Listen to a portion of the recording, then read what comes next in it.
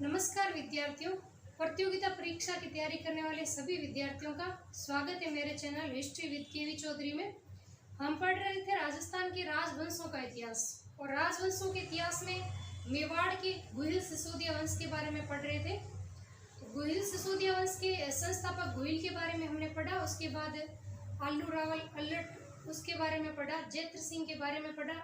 अभी हम पढ़ने वाले थे रावल रतन सिंह के बारे में। रावल रतन सिंह के बारे में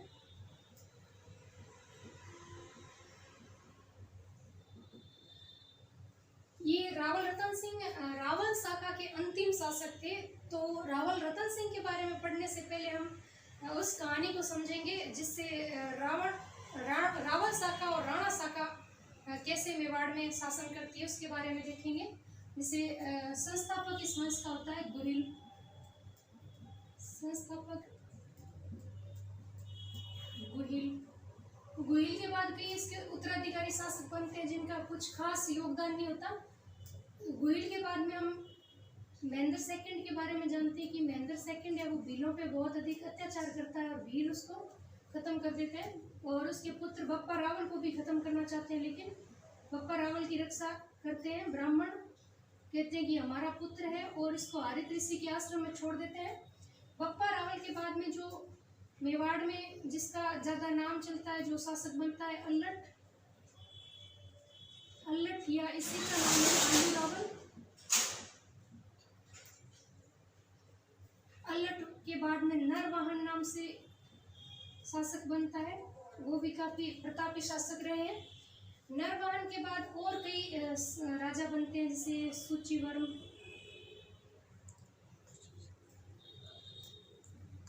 कीर्तिवर्म,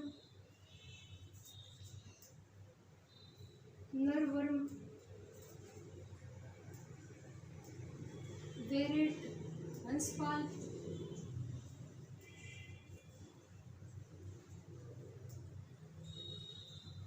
हरि सिंह, चोड़ सिंह, विक्रम सिंह आदि। ये कुछ समय के लिए शासक आते हैं, थोड़े थोड़े समय के लिए। इनका मेवाड़ के शासन में अधिक योगदान नहीं, इसलिए इनके बारे में हम ज़्यादा कुछ पढ़ते नहीं है। अभी हम देखेंगे कि मेवाड़ में कहाँ तक रावल शाखा का शासन रहता है और कहाँ तक राणा शाखा का शासन रहता है उसके बारे में। तो विक्रम सिंह जो अंतिम शासक है ना, विक्रम सिंह, इसके बारे में हमें ज़्यादा जानकारी नहीं मिलती है। विक्रम सिंह का पुत्र होता है रण सिंह।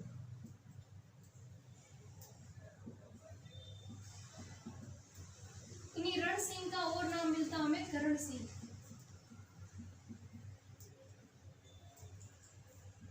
करण सिंह के पुत्रों से रावल शाखा और राणा शाखा बनती है। करण सिंह के बड़े पुत्र क्षेम सिंह, यह मेवाड़ में रावल शाखा को आगे बढ़ाते हैं, और क्षेम सिंह ने अपने छोटे पुत्र राहप को सिसोदा गांव की जागीर दी। सिसोदा गांव की जागीर दी, इस कारण ये लोग सिसोदिया कहलाए।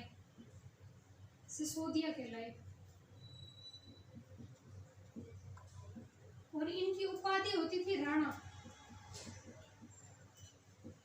सिसोदिया राणा की उपाधि धारण करते थे, इसलिए ये राणा शाखा है वो राव से शुरू होती है। और क्षेम सिंह के बाद सेम सिंह के अनेक उत्तराधिकारी होते हैं।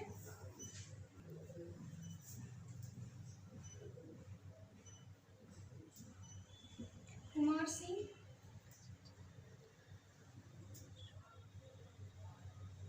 मंथन सिंह,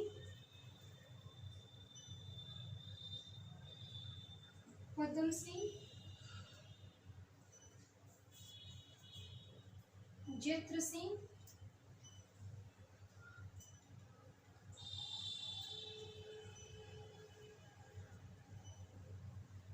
तेज सिंह, और तेज सिंह के बाद रावल रतन सिंह। रावल रतन सिंह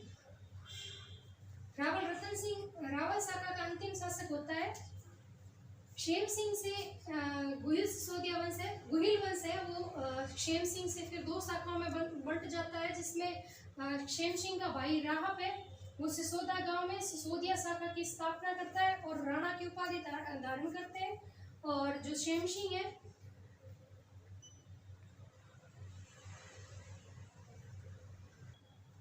रावल शाखा को आगे बढ़ाते हैं मेवाड़ में। और रावल शाखा के विभिन्न शासक होते हैं जो रावल रतन सिंह तक चलते हैं, और रतन सिंह के बाद में सिसोदिया शाखा आ जाती है, जिस सिसोदिया में और कई छोटे बड़े राजा होते हैं। और लक्ष्मण सिंह और अरि सिंह शासक बनते हैं। इनके बाद में अरि सिंह का पुत्र हमीर, राणा हमीर 1326 ईस्वी में शासक बनता है। जब रावल रतन सिंह का शासन समाप्त होता है उसके बाद हम अभी देखेंगे रतन सिंह के बारे में। तो नेक्स्ट जो शासक बनता है वो राणा हमीर बनता है, और हमीर राणा शाखा को सिसोदिया शाखा को आगे बढ़ाता है, जो भारत की स्वतंत्रता प्राप्ति तक सिसोदिया वंश के शासक है वो मेवाड़ पे शासन करते हैं।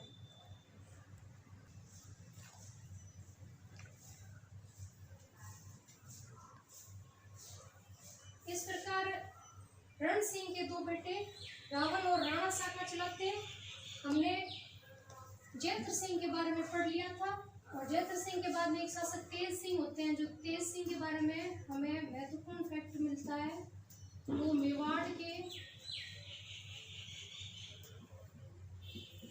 मेवाड़ का प्रथम चित्रित ग्रंथ, इसका चित्रण होता है, प्रथम चित्रित ग्रंथ प्रकाशित होता है तेज सिंह के काल में, और उस ग्रंथ का नाम है श्रावक प्रतिक्रमण सूत्रचूर्ण। श्रावक प्रतिक्रमण सूत्रचूर्ण। तेज सिंह के बारे में हमें महत्वपूर्ण जानकारी ये मिलती है कि इनके शासनकाल में श्रावक प्रतिक्रमण सूत्रचूर्ण नाम से मेवाड़ का प्रथम ग्रंथ है वो चित्रित होता है। अभी हम देखते हैं रावल रतन सिंह के बारे में।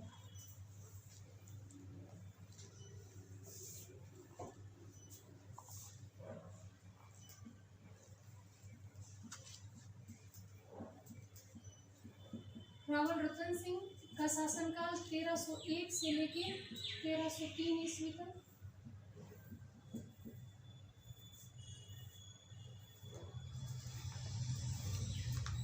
रावल रतन सिंह के पिता का नाम समर सिंह,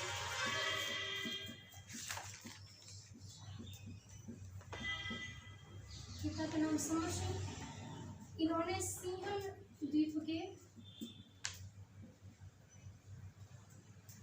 द्वीप का वर्तमान नाम श्रीलंका है, सिंहल द्वीप की राजकुमारी पद्मिनी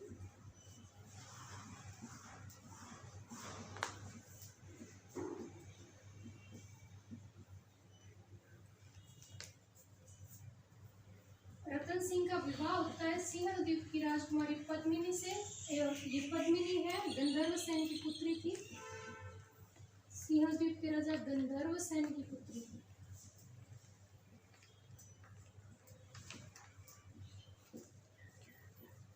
कहते हैं कि पद्मिनी के पास एक तोता था हीरामन नाम से, हीरामन तोता। ये रावल रतन सिंह को जाके पद्मिनी की सुंदरता के बारे में बताता है, और रावल रतन सिंह सिंहल द्वीप जाके पद्मिनी से विवाह करते हैं। रावल रतन सिंह का दरबारी तांत्रिक था इनके दरबार में एक राघव चेतन नाम से।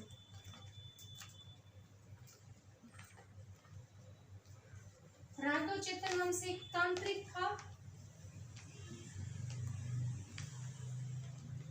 जो रावल रतन सिंह का दरबारी था। ये रतन सिंह से नाराज होके दिल्ली सल्तनत के शासक अलाउद्दीन खिलजी के दरबार में चला जाता है। अलाउद्दीन खिलजी के दरबार में चला जाता है।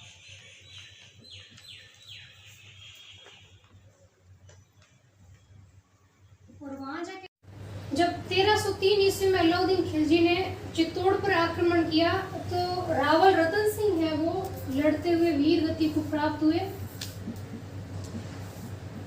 लड़ते हुए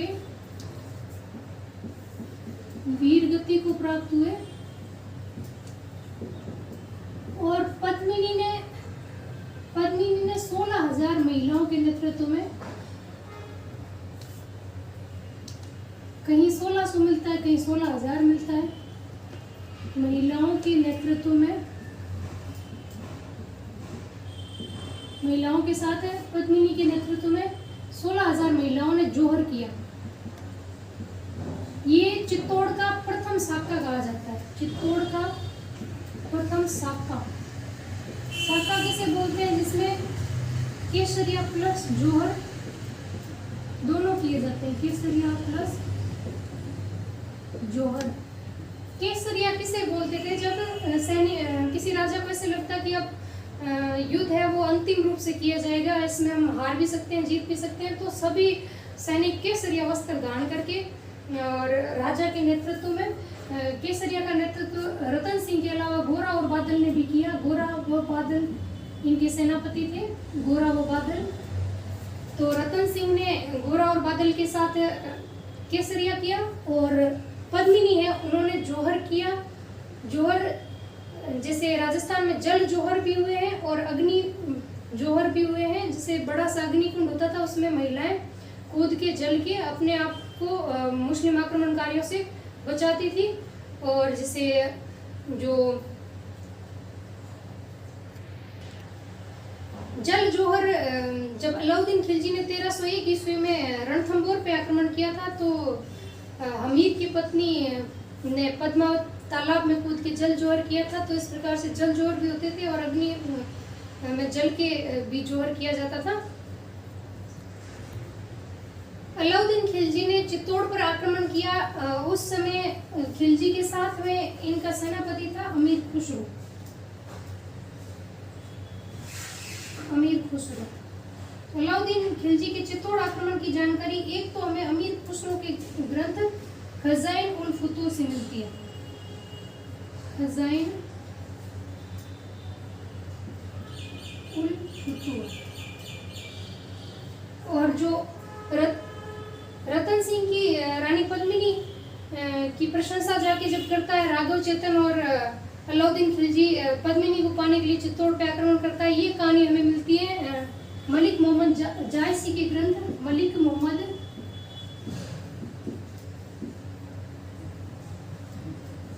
मोहम्मद जायसी का ग्रंथ है पद्मावत।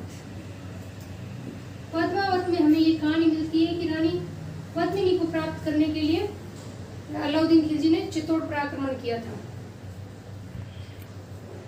चित्तौड़ पर अधिकार करने के बाद अलाउद्दीन खिलजी चित्तौड़ का प्रशासन है वो अपने पुत्र खिजर खां को सौंप देता है।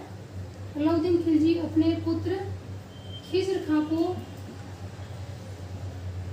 चित्तौड़ के किले का प्रशासन सौंप देता है और किले का नाम है खिजराबाद रख देता है। अपने पुत्र खिजर खां के नाम पर खिजराबाद रख देता है। उसके बाद कहते हैं कि खिजराबाद में जालोर के सोनगरा वंश के शासक मालदेव को चित्तौड़ का प्रशासन सौंपा। उसके बाद जालोर के सोनगरा चौहानों का अधिकार रहा है 1326 तक। और 1326 में फिर हमीर, जो राणा शाखा के हमीर है, उन्होंने सिसोदिया वंश की स्थापना की मेवाड़ में और मेवाड़ पर अधिकार किया। उसके बाद हम पढ़ेंगे जितने भी सिसोदिया वंश के शासक हैं जिन्होंने भारत की स्वतंत्रता तक मेवाड़ पर शासन किया था। तो अभी हम देखते हैं राणा हमीर के बारे में।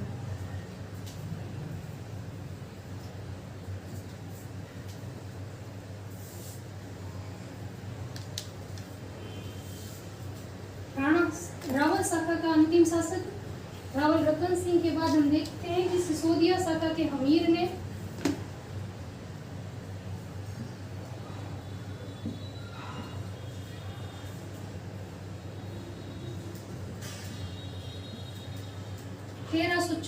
ईस्वी से 1326 ईस्वी से 1364 ईस्वी तक। हमीर ने 1326 से 1364 ईस्वी तक शासन किया। इन्होंने 1326 में सोनगरा शासक मालदेव को, सोनगरा चौहान मालदेव को हराकर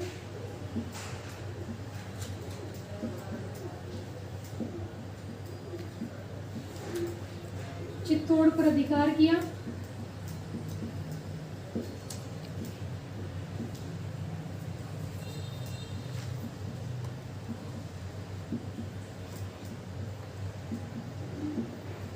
और अब से मेवाड़ में सिसोदिया शाखा की अधिकार किया और सिसोदिया वंश की स्थापना की। सिसोदे का जागीर, सिसोदा गांव का जागीरदार होने के कारण ये सिसोदिया कहलाए। इन्होंने सिसोदिया वंश की स्थापना मेवाड़ में की।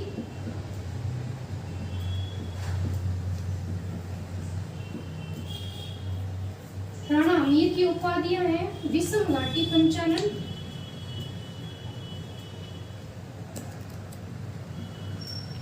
विषम घाटी पंचानन और वीर राजा। ये विषम घाटी पंचानन जो उपाधि है कुंभा द्वारा रचित की कीर्ति स्तंभ प्रशस्ति में, कीर्ति स्तंभ प्रशस्ति में, कुंभा द्वारा लिखित कीर्ति स्तंभ प्रशस्ति में हमीर को विषम घाटी पंचानन कहा गया है। और हमीर की जो वीर राजा उपाधि है वो कुंभा की पुस्तक रसिक प्रिया में मिलती है। कुंभा द्वारा लिखित रसिक प्रिया में हमीर की उपाधि वीर राजा की मिलती है और कुंभा द्वारा रचित कीर्ति स्तंभ प्रशस्ति में हमीर को विषम घाटी पंचानन कहा गया है। और जो ये मालदेव थे इनको, इनकी उपाधि थी मूंछाला मालदेव। बड़ी बड़ी मूंछों के कारण इनको मूंछाला मालदेव कहा जाता था। हमीर राणा शाखा का प्रथम शासक था। इनका नाम राणा हमीर, ये उपाधि राणा की लगाते थे सभी। हमीर राणा शाखा का प्रथम शासक था और हमीर को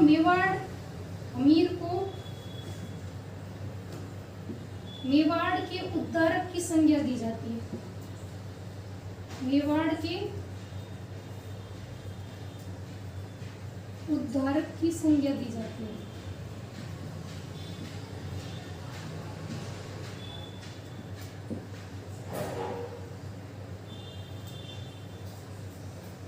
हमीर को मेवाड़ के उद्धारक की संज्ञा दी जाती है क्योंकि जब चित्तौड़ पर अलाउद्दीन खिलजी ने अधिकार किया तब से जालोर के चौहान शासकों का, सोनगरा चौहानों का चित्तौड़ पर मेवाड़ पर अधिकार हो जाता है।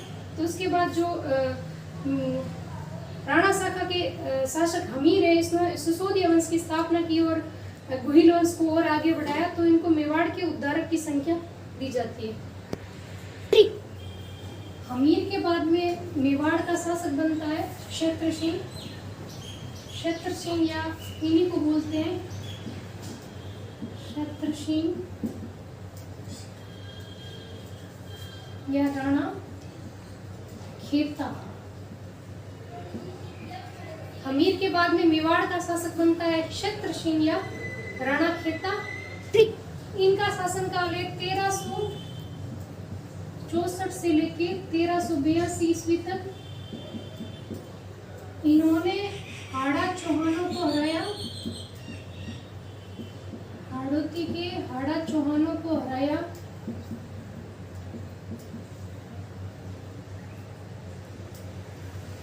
और दिलावर खां जो मालवा का शासक था, दिलावर खां जो मालवा का शासक था, दिलावर खां को हराकर मेवाड़ मालवा संघर्ष की शुरुआत की।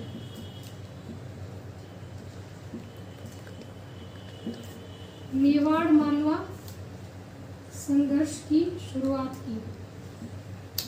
राणा क्षेत्रसेन के बारे में हमें इतनी महत्वपूर्ण जानकारी मिलती है। क्षेत्रसेन के बाद में जो शासक बनते हैं मेवाड़ की, राणा लाखा या इन्हीं का नाम है राणा लक्षसिंह। राणा लाखा या लक्षसिंह।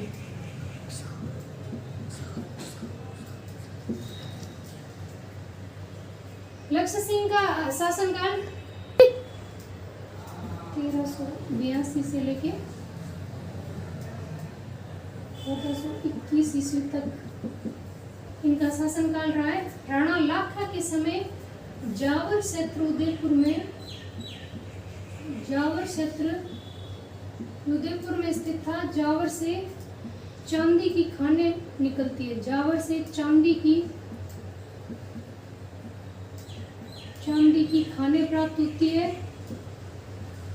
इस कारण मेवाड़ उस समय बहुत समृद्ध स्थिति को प्राप्त करता है, क्योंकि जावर उदयपुर से चांदी की खानें प्राप्त होती है राणा लाखा के समय। और राणा लाखा के समय ही पिच्छू नाम का एक बंजारा था। पिच्छू बंजारे ने पिछोला झील का निर्माण करवाया।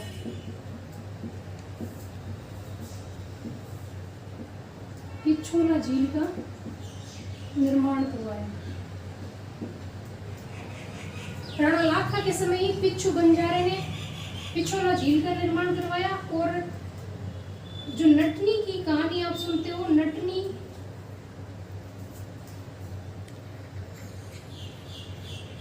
द्वारा पिछोला झील को प्राप्त करने की जो स्टोरी आप सुनते हो, वो राणा लाखा के समय की है।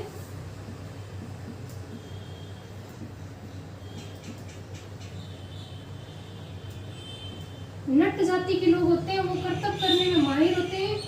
एक नटनी थी जिसने लाखा को ऐसे चुनौती दी कि मैं पिछोला झील को एक रस्सी पे खड़े होकर पार कर सकती हूँ।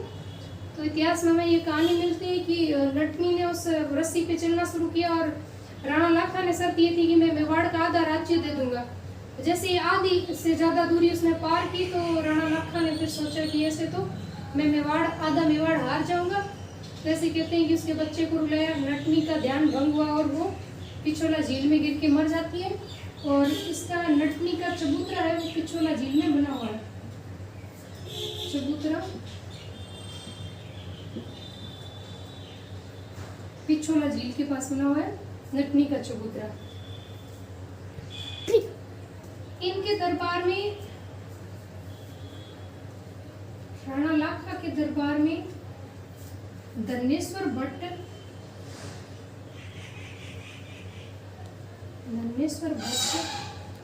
व ज्योतिंग भट्ट करके संस्कृत के 2 विद्वान रहते थे। राणा लाखा के दरबार में धनेश्वर भट्ट व ज्योतिंग भट्ट नाम के 2 संस्कृत विद्वान रहते थे।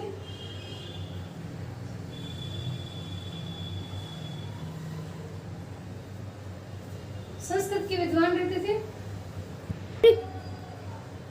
राणा लाखा ने बूंदी के किले को नष्ट करने की प्रतिज्ञा की थी, लेकिन जब ये नष्ट नहीं कर पाए तो बूंदी का नकली किला बना के उसको नष्ट करके अपनी प्रतिज्ञा पूर्ण की थी। और कहते हैं कि कोई बूंदी का शासक था, वो इस नकली किले की रक्षा करता हुआ शहीद होता है। राणा लाखा ने बूंदी का किला नष्ट करने की प्रतिज्ञा की थी, जिसको पूरा करने के लिए बूंदी का नकली किला बना के उसने नष्ट किया था। और राणा लाखा है, इनका विवाह मारवाड़ की राजकुमारी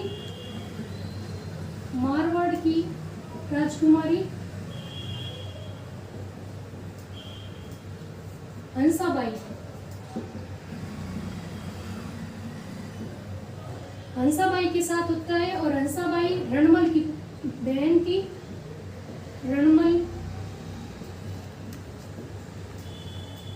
थी। मारवाड़ के शासक चूड़ा का पुत्र रणमल था और चूड़ा की पुत्री हंसाबाई का विवाह रणमल राणा लाखा से इस शर्त पे करता है कि मेवाड़ का अगला शासक जो बनेगा वो हंसाबाई का पुत्र बनेगा। और इस प्रतिज्ञा को पूरा करने के लिए जो चुंडा है, मेवाड़ का शासक चुंडा, राणा लाखा के बाद में जो मेवाड़ का शासक चुंडा है इसको भीष्म पितामह कहते हैं। मेवाड़ का भीष्म पितामह, क्योंकि चुंडा ने प्रतिज्ञा की कि वो आजीवन विवाह नहीं करेंगे। हंसाबाई ने, रणमल ने ऐसे बोला कि अगर हंसाबाई का पुत्र बन जाता है शासक, ये बात तो चुंडा ने बोल दिया कि बन जाएगा, मैं शासक नहीं बनूंगा, मेरी जगह हंसाबाई का पुत्र बनेगा। लेकिन फिर रणमल ये शंका जाहिर करता है कि फिर आपके वंशज होंगे वो शासक बनेंगे, आगे हंसाबाई के वंशजों को नहीं बने देंगे। तो चुंडा फिर भीष्म प्रतिज्ञा करता है कि मैं विवाह नहीं करूंगा, इसलिए चुंडा को मेवाड़ का भीष्म पितामह कहा जाता है। इसके बाद राणा लाखा का और हंसाबाई का पुत्र मोकल है, वो शासक बनता है। नेक्स्ट जो मेवाड़ का शासक है वो बनते हैं मोकल।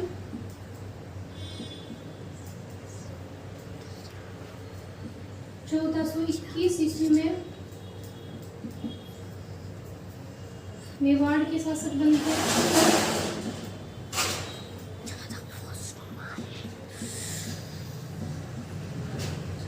मेवाड़ के शासक बनते हैं। इनके पिता राणा लाखा और माता हंसाबाई। मेवाड़ में राणा लाखा के बाद में हंसाबाई का पुत्र मोकल शासक बनता है और चुंडा उसका संरक्षक बनता है। लेकिन हंसाबाई चुंडा पे विश्वास नहीं करती और रणमल को, अपने भाई रणमल को मोकल का संरक्षक बनाती है। मोकल अल्पायु में थे, वो राज्य संभालने की कंडीशन में नहीं थे, तो चुंडा उसका संरक्षक बनता है। हंसाबाई चुंडा पे विश्वास नहीं करती है और अपने भाई रणमल को मोकल का संरक्षक बना देती है। तो इस बात से नाराज होकर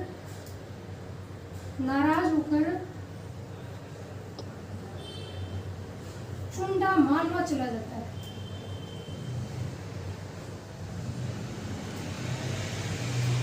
चुंडा है वो मालवा चला जाता है।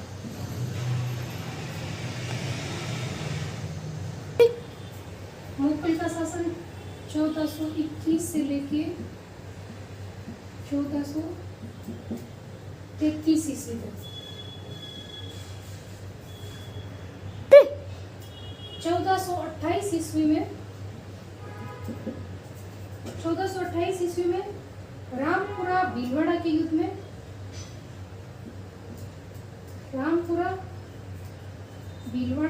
में नागौर के फिरोज खां को परास्त करता है। नागौर के फिरोज खां को पराजित किया।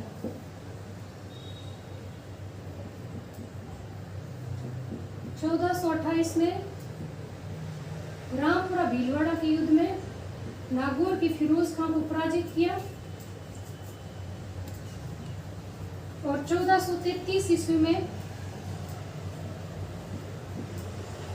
खेता की पासवान, राणा खेता की पासवान, राणा खेता की पासवान के पुत्र थे। पासवान के पुत्रों ने चाचा वो मीरा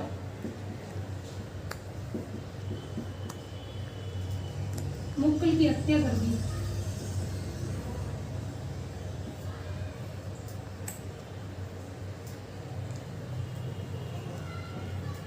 मोकल की हत्या 1433 ईस्वी में राणा खेता के पासवान के पुत्र चाचा और मीरा ने कर दी थी। और मोकल ने चित्तौड़ में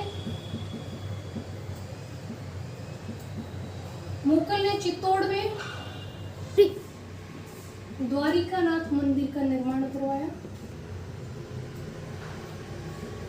द्वारिकानाथ मंदिर का निर्माण करवाया चित्तौड़ में। इसके अलावा मोकल ने भोज परमार द्वारा निर्मित भोज परमार